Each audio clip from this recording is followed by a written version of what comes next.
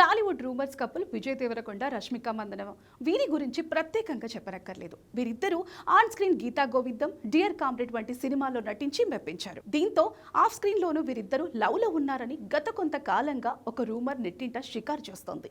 ఈ జంట ఫెస్టివల్స్ ని కలిసి సెలబ్రేట్ చేసుకోవటం, వెకేషన్స్ కి కలిసి వెళ్ళటం, ఇద్దరిలో ఎవరి బర్త్డే అయినా కూడా ఏదో ఒక వెకేషన్కి వెళ్ళి అక్కడే కలిసి సెలబ్రేట్ చేసుకోవటం కొన్నాళ్ళుగా చూస్తూనే ఉన్నాం.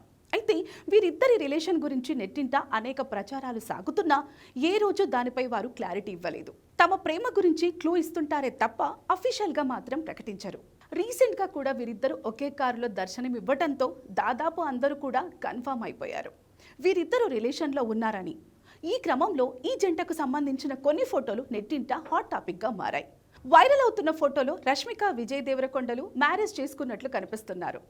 మెడలో పూల దండలతో దర్శనమిచ్చారు.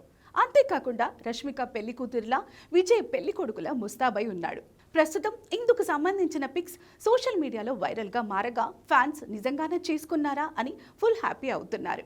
మరికొంతమంది ఇది నిజమైతే చూడాలని ఎప్పటి నుంచో డ్రీమ్ అంటూ కామెంట్స్ చేస్తున్నారు. మరి ఈ ఫొటోస్పై ఈ జంట స్పందిస్తుందేమో చూడాలి మరి.